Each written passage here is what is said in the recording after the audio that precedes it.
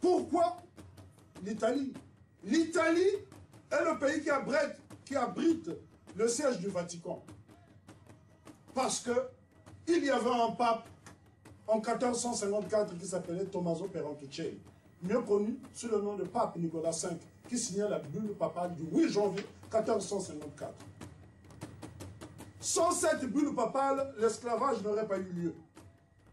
Donc, Garvey se rend en Italie, au Vatican, pour comprendre pourquoi est-ce que ses ancêtres furent déportés dans le Nouveau Monde.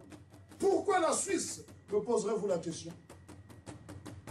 Parce que la Suisse abrite le siège de la Société des Nations, qui n'est autre que l'ancêtre de l'Organisation des Nations Unies, créée en 1948.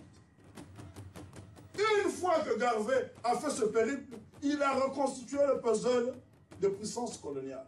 Il retourne en Angleterre et continue à collaborer avec Djouz Mohamed Ali. C'est donc sous la recommandation de Djouz Mohamed Ali que Garvey commencera à fréquenter le British Museum, qui est créé en 1854 par un architecte italien. Et donc, mesdames et messieurs, Garvey commence à fréquenter le British Museum, où à l'époque, les Européens, des aristocrates, viennent faire des expositions sur les œuvres pillées en Afrique. Là, Garvey donc a la certitude qu'effectivement, l'Afrique n'était pas un continent sauvage, puisqu'il y a des objets pillés en Afrique, que des aristocrates, ceux-mêmes qui font la monarchie britannique, viennent exhiber des masques, des objets précieux en or, que je vous montrerai, mesdames et messieurs, cet après-midi, lors du deuxième exposé. Djouz Mohamed Ali décédera en 1944 au Nigeria. Il ne se retournera jamais en Égypte. Ce sont donc là les pionniers du panafricanisme. Mesdames et messieurs, lorsque Garvey fréquente le British Museum, il apprend beaucoup de choses, mais c'est dans la bibliothèque du British Museum que Garvey apprendra davantage.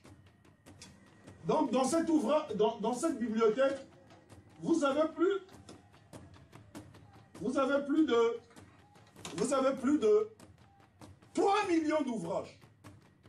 Et c'est dans cette bibliothèque que Garvey tombera sur un ouvrage qui bouleversera sa vie. The Earth from Slavery. L'autobiographie d'un nègre du nom de Booker T. Washington.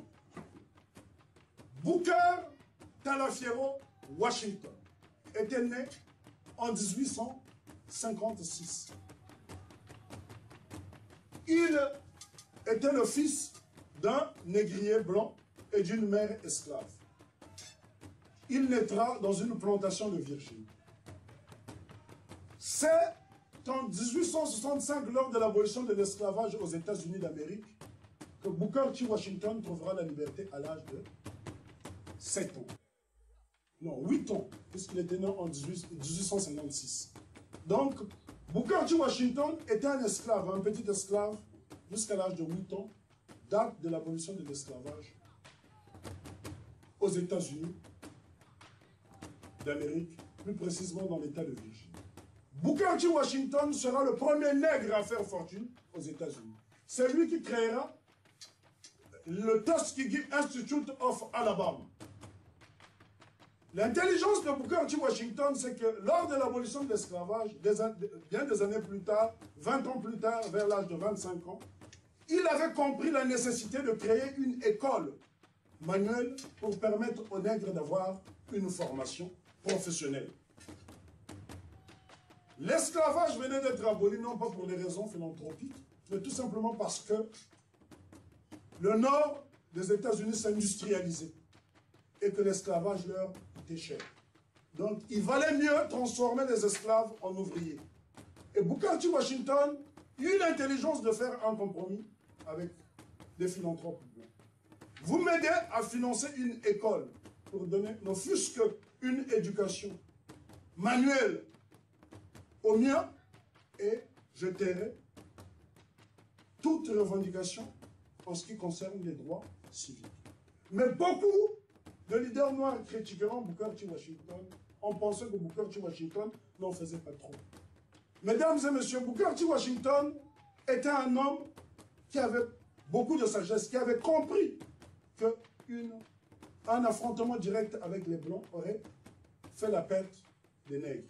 Il valait mieux aller petit à petit. Mais il sera très critiqué. Donc Booker T. Washington crée le Tuskegee Institute of Alabama. Et lorsqu'on lit Up from Slavery, cet ouvrage, on est bouleversé d'apprendre que les premiers élèves qui accueillent cet établissement ne savaient même pas se brosser. C'est pour vous dire à quel point les nègres étaient tombés. Ils avaient été bestialisés pendant 400 ans, au point où ils avaient perdu même toute notion d'hygiène.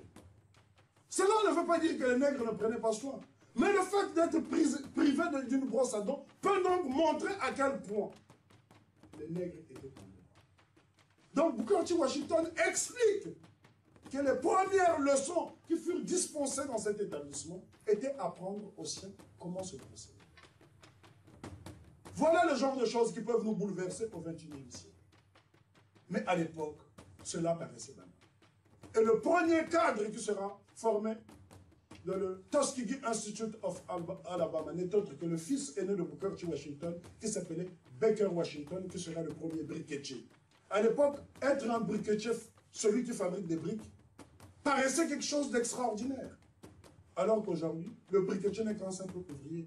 Mais c'était une profession qui procurait des privilèges à l'époque. Donc, Garvey, en lisant Up from Slavery, est bouleversé de voir qu'il y a un nègre en Amérique qui s'affranchit petit à petit de la tutelle coloniale et qui est en train de faire de merveilles. Car le Tuskegee Institute of Alabama, si à la base était destiné à former uniquement des subalternes, plus tard, cet institut, qui existe encore aujourd'hui, en 2009, forme des cadres. Les premiers intellectuels afro-américains aux États-Unis d'Amérique ont été formés dans cette école. Je voudrais parler ici de George Washington Carver, qui, à partir de l'arachide, fabriqua plus de 80 produits, dont l'encre à imprimer. Donc, sans Booker T. Washington, des grands hommes, des intellectuels comme James Meredith, dans les années 60, ou les générations précédentes d'intellectuels comme Mary McLeod Bethune, n'auraient pas existé. Up from Slavery. Garvey, en lisant ce bouquin à la librairie, à la bibliothèque du British Museum, est bouleversé. Il décidera de retourner sur sa terre natale. Il prendra le bateau le 17 juin 1914 pour arriver à Kingston, Jamaïque, 29 jours plus tard, soit le 15 juillet 1914. Garvey, pendant cette période, fera la rencontre d'une dame du nom de Amy Ashwood, qui deviendra plus tard son épouse et sa secrétaire. C'est avec cette dame qu'il parlera passionnément de l'Afrique et du projet de rassembler les Noirs au sein d'une organisation. Et donc, c'est un témoignage de Amy Ashwood, c'est dans le témoignage de Amy Ashwood que j'apprends que Garvey était un séducteur. Il pouvait même séduire le plus aliéné des nègres. Amy Ashwood, tout de suite, sera séduite par le discours de Garvey et accompagnera ce dernier de constituer un mouvement. Mais le mouvement ne se fera pas tout de suite. Garvey attendra 16 jours, soit le 1er août 1914 pour créer la UNIA, The Universal Negro Improvement Association, Association universelle pour le progrès des nègres. 1er août 1914. Je vous avais demandé de retenir la date du 1er août 1834. Donc, soit le 80e anniversaire de l'abolition de l'esclavage. Garvey aime les symboles. Il attend la date du 1er août 1914, date qui marque le 80e anniversaire de l'abolition de l'esclavage en Jamaïque et dans les colonies britanniques, pour créer son mouvement. Quel était le but de la UNIA? S'organiser, s'unir ou périr. Garvey voulait rassembler tous les nègres du monde entier et constituer un grand empire en Afrique. Voilà pourquoi dans le discours que vous avez écouté, il parlait de « to build the United States of Africa ». Mais tout de suite, les nègres, les mulâtres et les blancs vont rigoler. Ils vont dire « quelle utopie !» Là où, pendant 400 ans, les Européens ont dispersé les nègres dans le Nouveau Monde, comment lui, Garvey, pourrait rassembler tout ce monde et les ramener en Afrique? Oui, c'était une belle utopie, mesdames et messieurs. Une vraie utopie. Mais Garvey s'opposera à ce que les métis intègrent son mouvement. Comment Garvey pourrait-il commettre cette bêtise? Le mulâtre n'était-il pas sorti du ventre de la négresse? Comment pouvait-il bannir le métis de son organisation? Mesdames et messieurs, dès le départ, j'ai bien prévenu que nous ne sommes pas ici pour susciter les vexations. Il faut comprendre le contexte. Parce que beaucoup de gens ont fait passer Garvey pour un anti-mulâtre.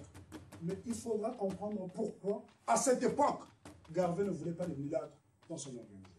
Donc la UNIA est un mouvement Universal Negro Improvement Association, association universelle pour le progrès des nègres. Donc, les autres sont exclus. Il n'y a que les nègres. Nous sommes en 1914. Pourquoi Garvey exclut-il les mulâtres? Mesdames et messieurs, lorsqu'on fait des exposés, lorsqu'on fait de l'histoire, il faut avoir de la rigueur. Sans rigueur, on peut facilement tomber dans la falsification. Et c'est là où le travail de l'historiographe est important. Donc il m'a fallu faire mes propres investigations dans la Caraïbe. Mon périple m'a conduit en Afrique, en Europe, en Amérique et dans la Caraïbe. J'ai pendant 23 ans parcouru ces 4 coins du globe pour comprendre les raisons qui poussèrent Garvey à exclure les métis. En voici donc la preuve. Nous allons suivre le témoignage de quelques personnes qui vécurent à l'époque de la ségrégation et vous comprendrez pourquoi donc Garvey avait exclu les métis. Suivant cette interview, mets du volume. Cette fois-ci, tu peux mettre du volume. Donc là, c'est une interview que j'ai réalisée en 2003, il me semble, en Guadeloupe. Et là, donc, c'est un mulâtre qui est garvéiste qui parle. Alors que Garvey avait exclu le mulâtre de son organisation. Mais là, vous allez voir un mulâtre garvéiste qui est même plus proche du blanc physiquement.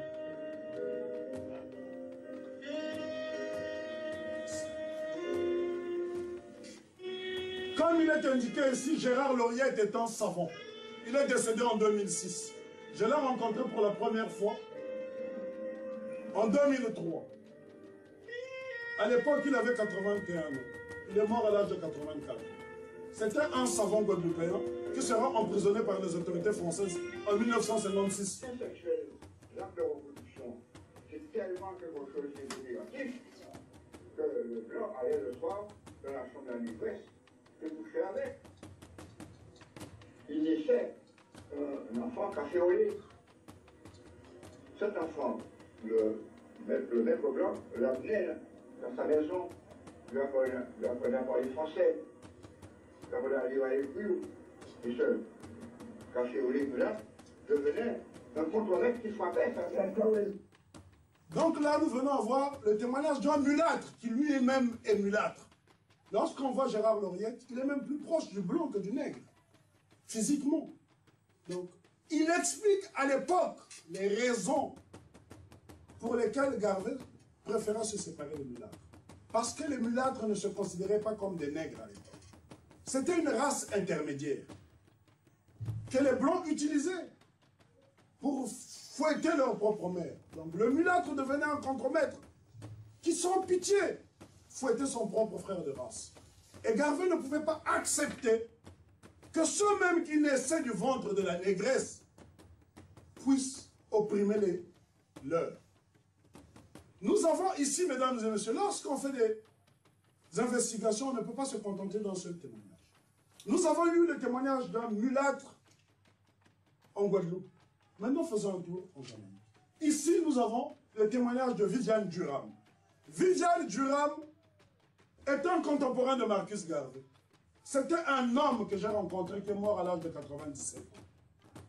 Viviane Durham a été l'un des pionniers du mouvement de Marcus Garvey. C'est quelqu'un que j'ai rencontré personnellement. Et là, il va vous donner les témoignages, les raisons pour lesquelles les mulâtres furent exclus du mouvement de Marcus Garvey. Viviane Durham nous explique qu'à cette époque,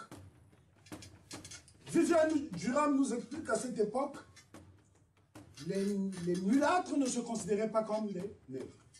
Ils se considéraient comme une race intermédiaire entre le blanc et le nègre.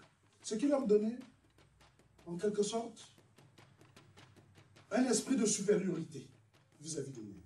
Et se comportaient, ils reproduisirent le comportement même de leur père, nègre. Et le drame à cette époque, c'est que dans une famille, il y avait des mères noires qui étaient violées par des anciens maîtres. Et qui se retrouvaient avec des enfants mulâtres. Et par la suite, qui épousèrent des nègres et qui faisaient des enfants noirs. Dans une famille, parfois, il y avait l'aîné était blanc. Et le reste des enfants étaient noirs. Mais l'enfant métis, lui, avait du mépris pour ses frères noirs. Donc voilà pourquoi Garvey exclut les mulâtres. Mais aucun historien n'explique avec précision pourquoi Garvey les avait exclus. On se contente juste de dire que Garvey est un anti-mulâtre. Mais vous comprendrez dans le chapitre ultérieur pourquoi Garvey avait un problème avec lui. Là, j'ai montré le témoignage d'un mulâtre et d'un nègre qui explique les raisons pour lesquelles. Parce que le problème du mulâtre ne se pose pas seulement en Jamaïque, il se pose dans toute la Caraïbe, même en Afrique, dans des pays comme l'Angola, le Cap-Vert, qui sont aussi métissés que les îles de la Caraïbe. Mesdames et messieurs, donc, en créant la UNIA, Garvey fait un discours. Il rassemble des nègres dans la rue. Il rassemble des nègres dans la rue, des masses. Et il détaille son programme en disant « Point me a people, a nation without flag and pledge, and I'll show you a people without pride and dignity. Point to me a nation without flag and pledge, and I'll show you a people without pride and dignity. » Montrez-moi une nation sans drapeau, sans devise et drapeau, et je vous montrerai un peuple sans fierté et dignité.